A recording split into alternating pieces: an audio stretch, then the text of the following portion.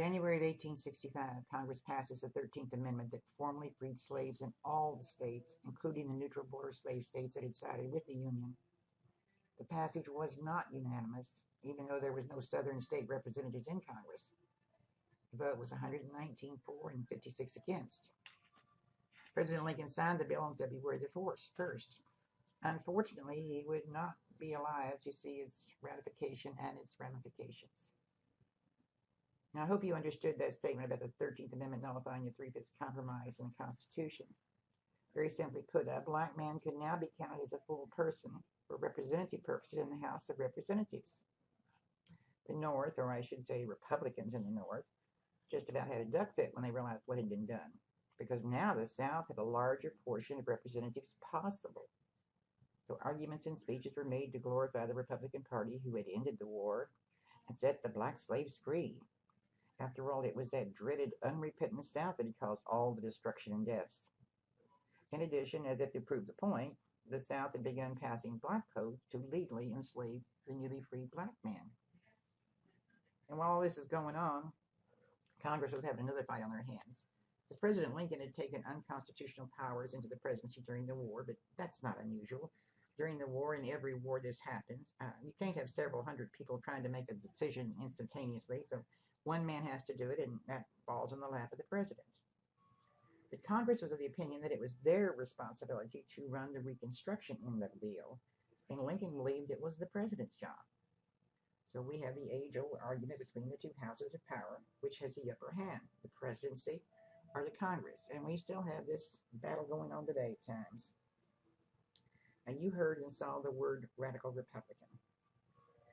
They were just the part of the Republican Party that believed that the South should be punished as if it were a losing nation in war. Punished and reconstructed. That's what they intended to do. Reconstruct the South in the image the North wanted. But the South had other plans and other ideas, as well as the president. Lincoln had proposed a very easy plan to bring the rebellious states back into the Union, with malice toward none stuff. If 10% of the registered voters as of 1860 voted in a new constitution outlawing slavery and ratified the 13th Amendment, they could be readmitted to the Union. Thus, the 10% plan. But you have to realize that in 1860, nobody could vote except a few wealthy white men in the South. The radicals in the Congress wanted a stronger plan, and they presented one called the Wade-Davis. Now, this required a much larger percentage of voters, and it also disenfranchised a lot of the Confederate officers, as well as repudiating the debt of the Confederate War. It was sent as a bill to the president, and he had it in his pocket the night he was assassinated. That's where we get the saying pocket veto. Because a bill, once it goes to the president, it has to be either vetoed or signed within a certain amount of time. Well, he died. So I guess you could say the bill died along with him. Thus, we have the expression pocket veto. Now, Lincoln had publicly given up on the idea of relocation of the free black man, but privately he hoped it could still happen. The radicals in Congress, as well as the black man, shot that idea quickly. They had other ideas. And I will pause just a minute to remind you that Lincoln did not condone or approve of slavery, but in no way did he believe the black man was equal to the white man. And that little story in your text of the two Creoles in New Orleans demonstrates it very well. Lincoln was going on that the intelligent or those who had served in the military be allowed to vote. Now, my question is, intelligent by what standards? Being able to read, knowing how to pick cotton, knowing when to come in out of the rain. Who's going to make the determination of intelligence? Of course, we can't ask the president those questions, but I do believe they would have been asked had he lived. But Congress is still trying to regain power. And with the assassination of Lincoln, they looked upon Vice President Johnson as a good successor to Lincoln, because he was a Southerner, but he remained loyal to the North and the only Southern senator to not go south, as they say.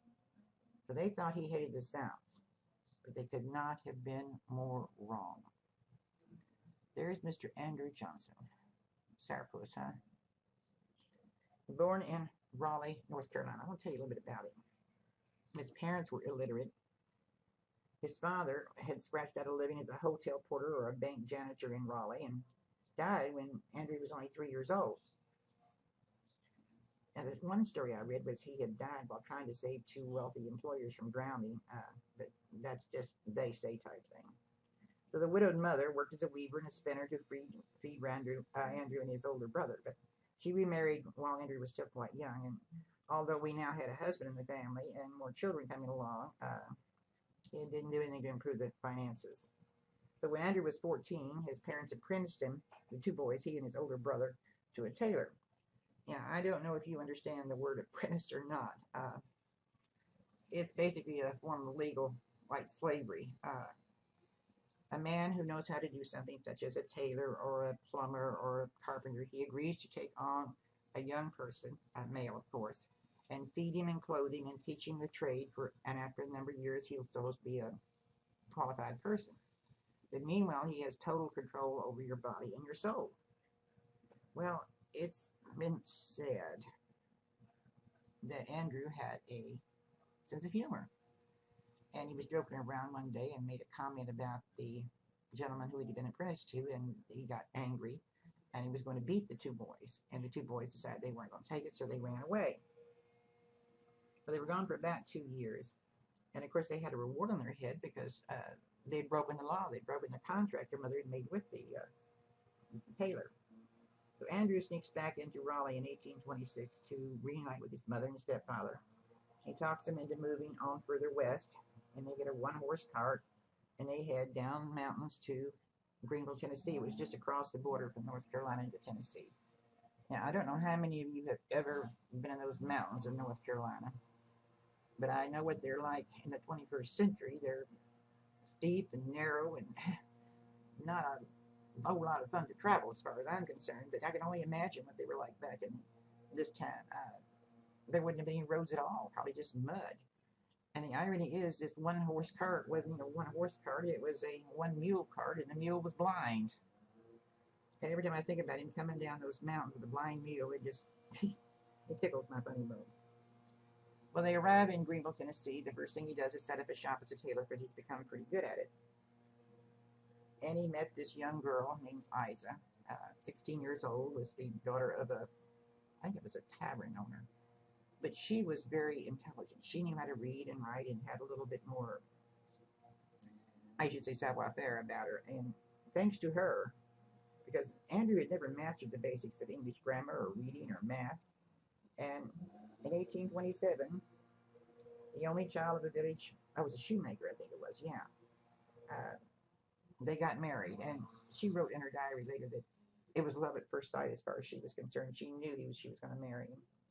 But it was a great match for Andrew because she taught him how to read and write. And while he's sewing, she teaches him how to invest money, and he becomes a little bit more presentable and has a little bit more to... He invests in real estate and farmland. And he was such a well-likable person that he ran for an alderman in the town. He was only been there a year, and he served several terms as an alderman and then went on to be the mayor of Greenville. About 1834, he was only 24 years old. He'd already been town alderman and mayor. He called himself a Jacksonian Democrat, and he aligned himself with the common man ideology of the populace at the time. In 1834 and 1838, he runs for and is elected to the state legislature in the lower house.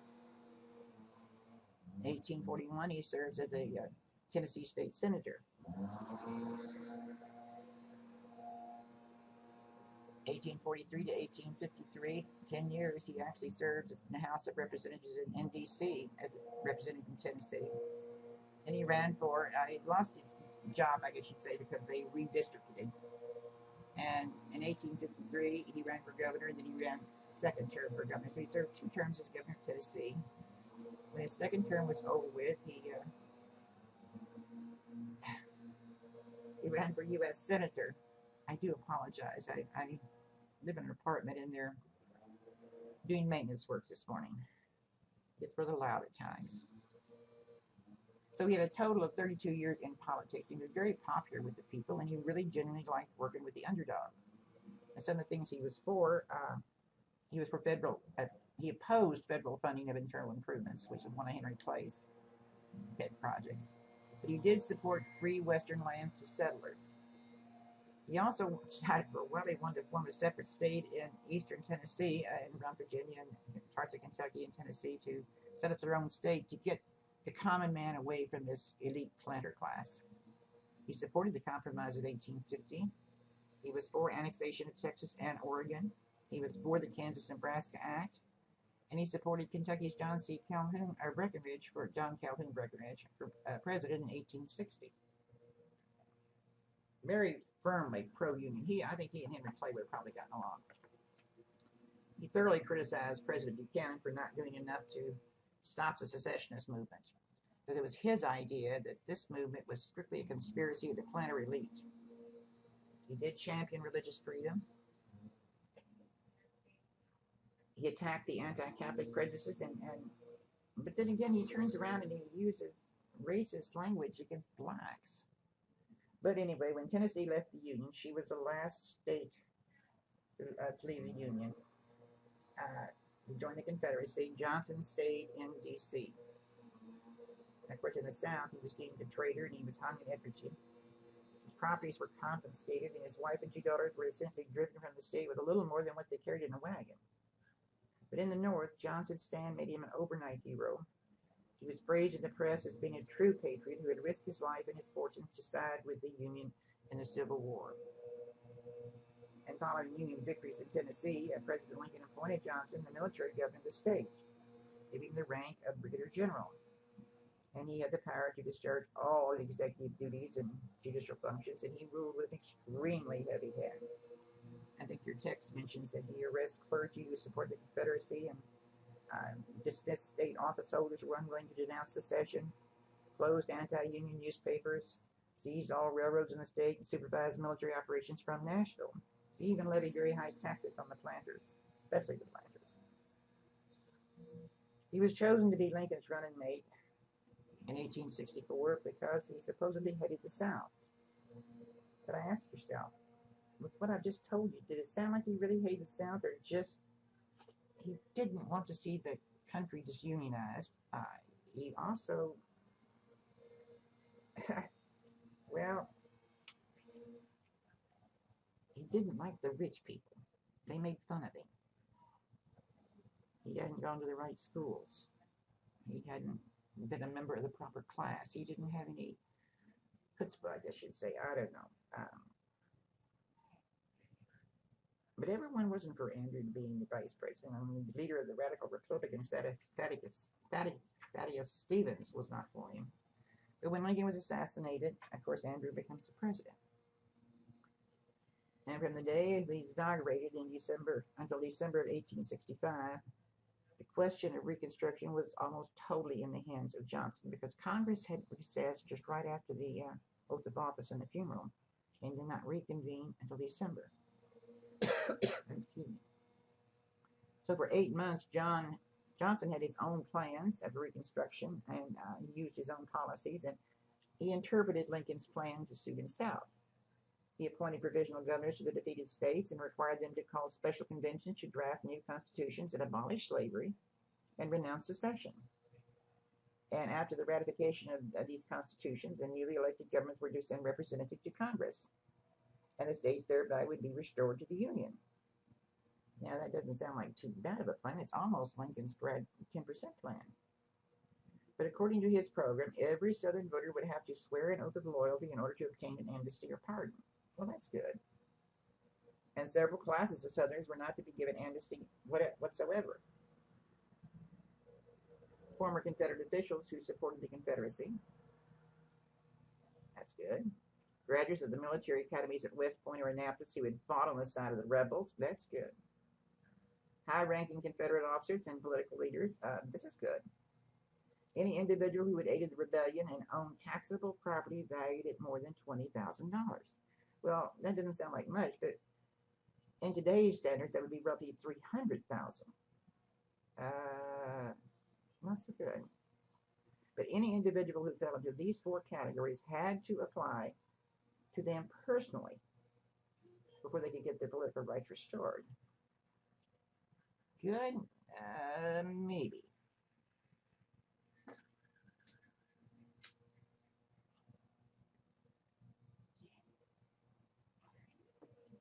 Now, during the summer of 1865, the white residents of every southern state worked very hard to abide by President Johnson's program so they could be ready to take the seats in the U.S. Congress when they opened up in December. So here we go. And surprisingly, Johnson handed out thousands of pardons in almost a routine fashion. And in some ways, he enabled the old elite class to reemerge. And many Confederate leaders were elected at the state level.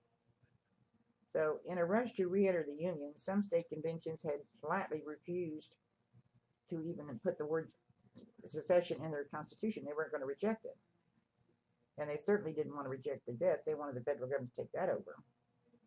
And all the southern states began to impose severe laws that led to the freedom of former slaves, and of course known as black codes. And these codes included, and I have a few listed, of course there were variations of each state, but you couldn't carry a gun.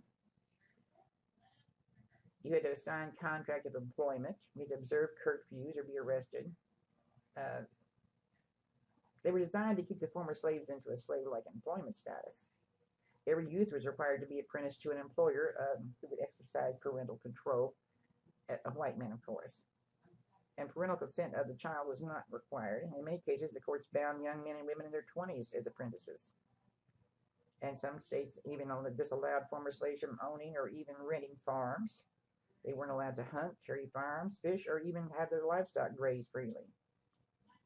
And most state-supported institutions, such as schools and orphanages, did exclude the blacks totally.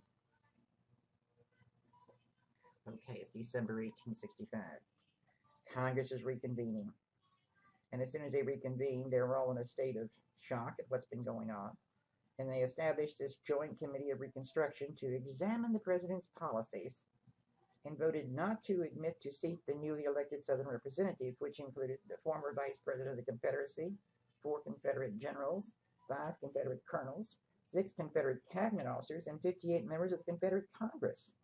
Then they also voted to not recognize the newly established state government as being valid. Now, this was only one of the reasons, one of the big reasons that the Congress and the president are going to clash continually over the next 2 years.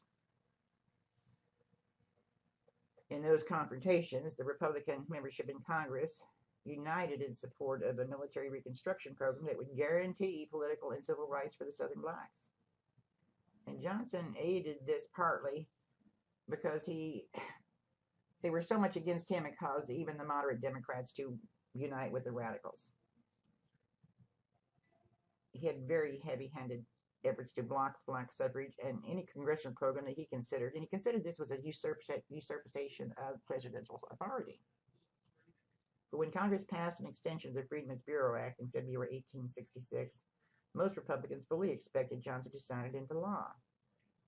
Congress wanted this agency to continue a federal refugee program aimed at protecting and providing shelter and provisions for the displaced slaves, as well as having trials by military commissions of individuals accused of depriving the African Americans of their civil rights. But to Congress's surprise, Johnson not only vetoed the bill, but he also attacked it as a race legislation that would encourage a life of wasteful laziness for the Southern blacks. Well, in response, Congress passed this bill 5 months later over Johnson's veto. And that, ladies and gentlemen, is the subject of your critical analysis paper. You will be given a copy of Johnson's veto letter to Congress and a copy of the Freedmen's Bureau bill, so you'll know what Johnson's talking about. President Johnson also vetoed the landmark Civil Rights Act of 1866, which defined as citizens all persons born in the United States, except Native Americans. The bill also listed certain rights of citizens, including the right to testify in court, to own property, to make contracts, and to enjoy the full and equal benefit of all laws, and of course, in the due process according to all citizens. It authorized federal officials to bring suit in federal courts rather than state courts for civil rights violation. Well, Johnson tried to strike it down as a violation of states' rights, and expecting his veto to appeal to the anti-black sentiment among the northern voters. In April, Congress passed the act over Johnson's veto. And this was really the first time Congress had overridden a veto vote by all major legislation. When the Republicans won 2/3 control of both houses, the Joint Committee on Reconstruction passed, over the president's veto, the Reconstruction Act of March 1867. And this act actually divided the 11 southern states, excluding Johnson's home state of Tennessee, into 5 military districts subject to martial law. To be fully restored to the Union, the southern states now were required to hold new constitutional conventions elected by universal manhood suffrage. Now, these conventions would then establish state governments to ratify the 14th and the 13th and guarantee black suffrage. A military governor who was authorized by Congress controlled each district with the power to use military force to protect life and property. But once these provisional governments had fully complied with congressional directives, they would apply to be readmitted into the Union as a state, and maybe Congress would allow them back into the Union, but they reserved the right to decide each case individually. I thought that was kind of a cute picture when I found that President Johnson kicking the Freedmen's Bureau bill down the steps. Now, Johnson's not a stupid man. He sometimes shows poor judgment, but he's not a stupid man, and he knew that he was risking impeachment when he fired Secretary of War Stanton. Now, your text didn't mention this. There was hard feelings between Stanton and Johnson to begin with. They didn't get along personally, number one. And number two, Johnson never did like the idea that Stanton had actually purchased Alaska. It was during the same time we purchased Alaska from Russia. He thought this icebox was a folly. But in a way, it was also a test.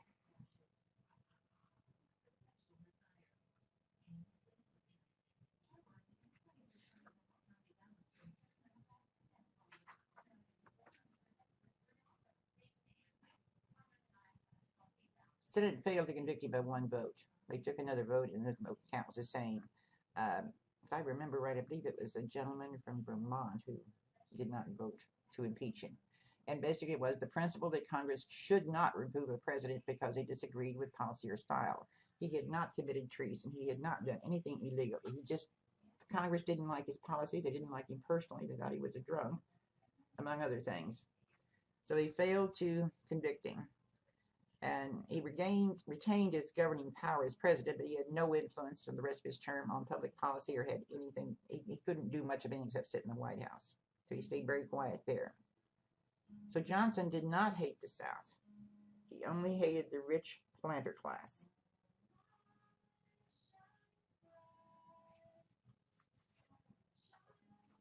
He was later returned to the Senate as a senator, but he died shortly thereafter. The other man I want to introduce you to is Thaddeus Stevens. Now, this man looks like he's been sucking on the lemon. I'm sorry. He's a sourpuss. He was born April the 4th, 1792, in a little place called Danville, Vermont. He was a radical Republican leader and one of the most powerful members of the U.S. House of Representatives. He focused much of his political attention on civil rights. He helped draft the 14th Amendment. He dominated the House during Reconstruction, at the beginnings of Reconstruction, and he proposed the impeachment of President Johnson. He died in Washington, D.C. on August 11, 1868. But that's the overview, and let's look a little bit closer. He had a very difficult childhood. His father died when he was a baby, and he was club-footed. He was poor. He entered the political sphere in 1833, and he served 4 years in the local state legislature as a member of the anti-Masonic Party. He supported banking. He supported internal improvements. These are against the things Johnson was for. He supported public schools, and he spoke out against slavery. He didn't like the Jacksonian Democrats and the Freemasons. He thought they were contriving plans to unfairly gain control of the government. In 1849, Stevens was elected as a Whig to serve in the U.S. House of Representatives as a congressman. And he advocated for tariff increases. He opposed the fugitive slave provision in the Compromise of 1850, and later joined the newly formed Republican Party. He became a natural leader, disregarding the fact he always looked sourpuss, and he served as a member of the House until his death. But just a year before he was elected as a Whig, a third party called the Free Soil Party formed to highlight opposition to extending slavery into the Western territories that hadn't been organized yet. Now, this Free Soil Party was kind of gone by the mid-1850s, and it was absorbed into the newly formed Republican Party, of which Stevens became a member. And as a very important member of the New Republicans, Stevens became very actively involved in the Underground Railroad and helping runaway slaves escape to Canada. The abolition of slavery slowly became his primary political focus. And as a result, he became one of the nation's most militant radical Republicans. He publicly condemned the Confederacy. He initiated the exclusion of traditional Southern senators and representatives after the war. And by 1866, the radical Republicans had taken significant control of Congress, due in no small part to his leadership. Stevens' Reconstruction efforts were resisted by President Andrew Jackson at every turn, and this frustrated the congressman having to fight back against the president. And it was he who introduced, as I said, the resolution for the president's impeachment. He even chaired the committee responsible for drafting impeachment articles. He served on the committee of the Joint Committee of Reconstruction, played a very important role in drafting the 14th Amendment and the Reconstruction Act of 1867, and he died a year later without ever living to see a lot of the things come to fruition. So now you have a picture of the two most important figures in Washington at the end of the war and the beginning of Reconstruction. But during the military Reconstruction, with the military station in the South, many blacks began to feel empowered and hold conventions. And of course, the gist of these conventions were that they should be awarded full citizenship rights, such as the right for an education, to bear arms, to serve on juries, to assemble and vote, and to be able to even serve in elected positions. Then we start getting into a fight over the women's vote in the 14th Amendment, because the wording of the amendment used the word male inhabitants. It's about this time that Susan B. Anthony and Stanton withdrew their support for the 14th Amendment. Frederick Douglass, yes, he had always supported women's rights, but he differed with the ladies on this issue. He truly believed that women should have the right to vote, but by insisting it be in this bill, it could possibly delay or even kill the bill. And he thought it was extremely important that the black man should be constitutionally able to vote. But the black women were upset too, because they felt if you give the black man the vote and not the black woman, it would give the black man too much power over the woman. And then you get into the part of your text that talks about black men serving in Congress. And Hiram Revels is one of the first one mentioned. Free, educated black who was also a minister. He recruited 2 regiments of African-American troops, and when he was in Maryland, he served as a chaplain of a Negro regiment in Maryland and organized African-American churches in that state. He established a school for freedmen in St. Louis, Missouri in 1863, and after the war, he served in churches in Kansas, Kentucky, and Louisiana before he settled in Natchez, Mississippi, where he was selected to fill Jefferson Davis's senatorial seat, which I find quite ironic. Blanche, Kelso Bruce. He looks like a politician. I'm sorry. He just looks like well, anyway. He was the first black man to serve a full term in the U.S. Senate. Born into slavery, but escaped as the Civil War began. And here it gets iffy. Even when you look up his biography, you don't have an awful lot about it. Where did he learn to read and write? Where did he get the knowledge to found a school? He taught school, and he founded Missouri's first school for blacks. Later, he moved to Mississippi, where he began holding a number of local county positions, and he was a sheriff. And during Reconstruction, and in 1875, he became a U.S. Senator from Mississippi, first fully elected black senator. He pressed for civil rights not only for blacks, but also for Native Americans and Chinese immigrants. And even after he left the Senate, President Garfield appointed him to several federal positions. Do you notice anything about these two men that they have in common? There is Revels, and here is Kelso. They even look smart, don't they? They don't look like what you think of as a black man out picking cotton. They look sophisticated. There are several pages of names of black men who served in Congress and proposed bills, not only to help the newly freed black men, but whites as well, with civil rights and education. And I'm not trying to slight you by not going over all the names. There's just too many names for you to remember.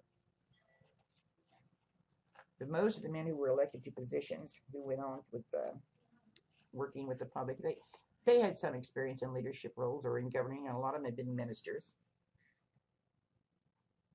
But it wasn't until 1871 that the blacks made their first appearance in the federal government, although some 14 of them were in the House of Representatives during the Reconstruction era. And South Carolina holds the prize for holding the greatest number of blacks in state government. And even though they held positions of importance, a black man was never elected as governor of the state, but 2 did serve as lieutenant governors. Oh, don't you love this story? Robert Brown Elliott. I just about cracked up when I read it. So I went looking to get some information on him. Very interesting story. It's believed that he's from the West Indies. He came to this country via England. He went to the South and married into a very powerful black family, which didn't help his, and which didn't hurt his position in society at all. He became very powerful in local and national politics until, well, it started about 1867. Uh, Unfortunately, when the Democrats redeemed the South, he lost his elected post, and he died broke in New Orleans in 1884. Huh. You know who he reminds me of? He reminds me of Duke Ellington, the pictures I've seen of him as a youth. So he looks like to me. In Mississippi, surprise, surprise, 40 former slaves were in their state legislature. They had a black lieutenant governor, a black secretary of state, a black school superintendent of education in Mississippi. Georgia, Florida, Louisiana, and North Carolina all had elected black state legislatures, and all worked on government reforms and jury systems and even women's suffrage. And the wonderful part is they worked for both races, both the black and the white race. Enter the Union League. Let's talk a few minutes about that. If you've had American history, you'll know that the Union League is not even mentioned in American history. But it was one of many organizations, started in the North, established in 1862, right before the war. It was supposedly to help promote loyalty to the Union and the policies of the president. Sometimes they were known as loyal leaguers. They were mostly upper middle class white men who supported the efforts and also supported the United States Sanitary Commission. I had trouble with that. And they helped treat soldiers after the battle that were wounded. The club supported the Republican Party with funding and organized support and political activism. But during Reconstruction, the Union League was formed across the South. And after 1867, it had auxiliaries down there. They mobilized the freedmen to register to vote and to vote Republican. They discussed political issues and promoted civic projects and even mobilized the workers who were opposed to certain employers. Now, most of the branches in the South were segregated, but there were a few that were racially integrated, and there were even a couple of all-black units. But even the ones who were all black, their leaders were not former slaves. They were from the North who had never been slaves. But virtually every black voter in the South enrolled into the Union League. But with leaders and the structures from the North, they began to get a little bit militant in some states. They marched and they learned how to follow military commands. This causes a great deal of concern to some, especially when they're only supposed to be teaching the newly freed men how to become a citizen and how to vote. And of course, they would be reminded that if you're in doubt, vote for the party of Lincoln, the man who caused you to be free. And your text points out, and you can't forget the black women. Black women have always been very strong, and they're the backbone of the family. They're strong physically, they're strong mentally, and even though they couldn't vote, they considered the vote a family affair. And she'd go to conventions where she wouldn't be quiet like her white counterpart. You know, white women always sit very quietly with their little fans on their faces and their little hats. But the black woman, man, she would say what was on her mind. She'd also go to the voting polls with her husband and stand guard, sometimes holding a gun to make sure her husband got the vote and the white man didn't bother him. And heaven help the black man who voted Democratic. Oh, boy. The Freedmen's Bureau. You have men and women actually getting married. The Bureau of Refugees, Freedmen, and Abandoned Lands Act is what it's called, but we commonly know it as a Freedmen's Bureau. Now, they had a stated purpose. But part of the problem we had a perfect opportunity after the war to do something really wonderful, but we dropped the ball completely. And part of the problem was the old feeling of white superiority. Slavery was bad, but the black man was not equal to the white. And all the demands and pleas of blacks and whites were not going to change generations of mindset overnight. And your text even points out the fact that the South had abandoned lands and lack of food and clothing, successive crop failures, few farmers, no plan on what to do, little or no civil authority in the former Confederate States, and millions of newly freed men and women not fully comprehending even the meaning of the word freedom. So enter the Freedmen's Bureau. It's an organization that was supposed to aid the newly freed people with clothing and shelter, whatever they needed to get started in new life. It was also designed to help the poor white. But one of the main concerns was the supervision of contracts for work between the former slave owner and the newly freed man. In 4 short years, they issued 21 million rations, 5 million going to whites. They supervised 46 hospitals, spent more than 2 million to improve the health of former slaves, as well as treating those who were already sick. But no law is good unless it's enforced, and no organization can do well with inexperienced and poorly trained leaders. And so it was with the Bureau. Some of the administrators actually sided with the former slave owners. But the most important work was in the field of education. Philanthropists came down from the north and the south and started school, and church organizations also started schools. The Bureau's biggest and lasting contribution, and I can't say this strong enough, the biggest and lasting contribution came in the field of education. And the newly freed men and women flocked to schools. I mean, whether it was an old granny who wanted to learn how to read the Bible, or the young woman and man who knew that they had to know how to read and write to get along in the world. By 1870, the Bureau's work in education came to an end, and the task would then be the state's responsibility. And I don't like the way our author states the obvious.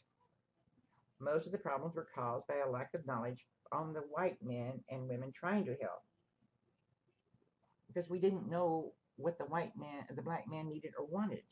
And it's so often the case when you try to do something good, you don't succeed because you don't take the time to actually ask someone, what do you need or what do you want? But more than $250,000 had been spent in educating the ex-slave by the Bureau, and more than 4,000 plus schools were built. Of course, there were schools by churches, and like I said, they would teach the dogma of whatever their religion was. And the number of new black churches also grew, Baptist becoming the largest denomination. And your text again points out, and it's something to remember, that some of the better black leaders after the war were themselves ministers before getting into politics. But the newly freed man wanted 3 things. He wanted to be able to vote, he wanted to own some land, he wanted an education. If you owned land, you were somebody. If you owned land, you could vote, you could support your family. But owning land was the biggest problem in the South because, well, property gave you authority in voting, and no white man wanted the black man to own land. And very, very few even would consider selling even an acre to a black man. But getting them to work on your land was a different story. And when the rumor of 40 acres and a mule began to circulate, the black man was ecstatic. And in some ways, it might have been better to give the abandoned lands to them, but the government had forcibly taken the land. If they forcibly took the land from the deed-owning white man and gave it to someone else, it would set a very dangerous precedent. Because what would stop it from happening somewhere else, like in the north or the west? So the abandoned lands were returned to the former slave owners. But once free, the black men and women, they didn't have to sign contracts with a particular man if they didn't want to. They'd leave and find a better job or better deal somewhere else. And the lack of laborers began to be dangerous for the Southern planter. Women and children also left the labor force, and the rumor being that the women went to work in the home and the children went to work in the school. And sometimes they'd talk about these black women playing the lady or being lazy. But were there very many black women who could afford to stay at home and play the lady? Of course not. It was a ruse, just as the old saying that the slave master always had about the black man who only wanted a white woman and were lazy. And the truth is 100% the other way. The black man was far from lazy. Some were just smarter than the others. And the last thing he wanted to do was be around more whites. Black women at home and children in school, it happened, but rarely. Like I said, usually the entire family had to work to survive. So what's the solution to the labor shortage? Sharecropping. Most of the newly freed black men did not want to work for wages from a white planter because they usually really weren't paid while they were owed, or they didn't get anything. So enter sharecropping, which on paper looks like a lifesaver. But leave it to the white planter to make a mess of a good plan. Here goes. I have land, and you've got a strong back. Let's get together and share. I'll provide the land and the seed, and even give you a place to live. You provide the labor, and at harvest, we'll split the profits. Oh, it's a great plan. It's on paper. It's a workable plan. Oh, what are you going to do until the harvest? How are you going to eat? Oh, no problem. I'll open up a line of credit for you at the local store, and you can buy some material for your wife to make her a dress. You can get new shoes for your kids. You can buy food. And what? You could even buy some candy, peppermint candy for your children. That's wonderful. But for the most part, when crops came in, your share of the profits did not even pay the full bill at the store. Oh well, work another year and try to do better next time. So what happened? Because the newly freed man had never been taught the value of money or how things were priced or anything like this. He'd always had it taken care of for him. His owner fed him and clothed him and told him when to go to work. He didn't know anything about money. And charging was a fun thing to do. You could just go in that store and say, I want this or I want that, and you had it. But usually the landowner either owned a store or had a friend who did, and prices would go up on purpose. Legal slavery. You're tied to the land by contract legally, and you can't get out because you've got no money. No, not everyone was out to re-enslave the blacks or take them. There were some very responsible people, both black and white, who tried to teach the black man how to become a better citizen and work and even save some money. There were even banks started by black men to help. But banks at that time only operated on the money they had on deposit, and the black depositor didn't have a lot of money to put in the banks. The federal government chartered the Freedmen's Savings and Trust Company, and it opened and rather quickly opened branches all over the South. But inaccurate bookkeeping and having help that helped themselves caused the bank to fail. Bad. Frederick Douglass was made president of the bank to try to regain some stable footing, but it was too little too late. And the bank failed and closed after a short 8-year run. 1872. All restrictions and loyalty oaths have been done away with. There's only about 600 ex-Confederates who still do not have their citizenship. And the Democrats are ruling the South. By 1876, the Republicans would only claim control of Florida, Louisiana, and South Carolina. Elsewhere, the Democrats were in control. And they were using intimidation to discourage blacks from voting. They would destroy your home. They would ostracize you. Your job would disappear. You could have a visit in the night. You'd be beaten. You could be lynched. And, of course, enforcer groups emerged at the end of the world, the KKK and the White Committee, the White Brotherhood. I think your text lists about 10 of them that are even got names. Some of them just put on hoods and went out to intimidate. They wanted to put the black man back where he belonged, in bondage. Now, the camellias and the white camellias and the KKK were the most powerful. And next lesson, I'll tell you the story behind the beginnings of the KKK. I think you're going to be surprised. But keeping the black man from voting was a very big priority. And if intimidation didn't work, of course, you'd whip him or hang him. Yes, some of the states did attempt to stem the violence, and laws were passed. But no law is any good if it's not enforced. So Congress decides to have an investigation. Whoopee!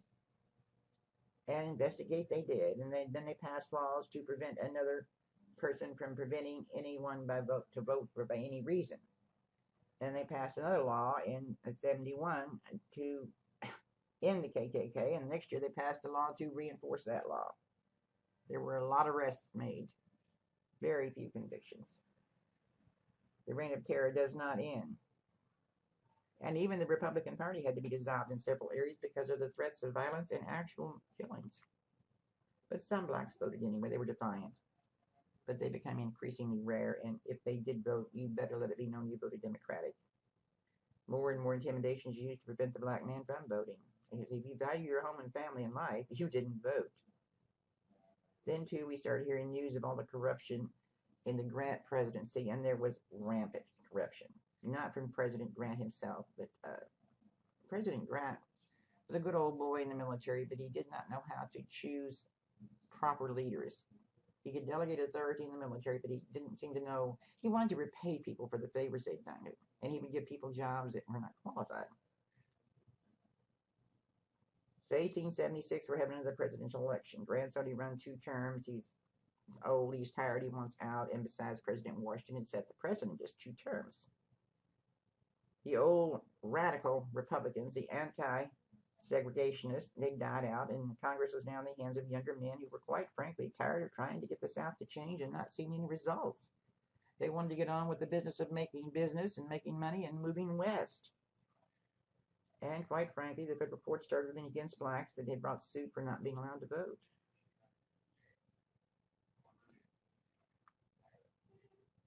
There is a presidential election. No clear winner. The electoral votes in Florida, South Carolina, and Louisiana are in doubt. The man who wanted to be president more than anybody else, the former governor of Ohio, Rutherford B. Hayes, made a deal with the states. Give me your electoral votes and I will remove the military. They did, and he did. Wow.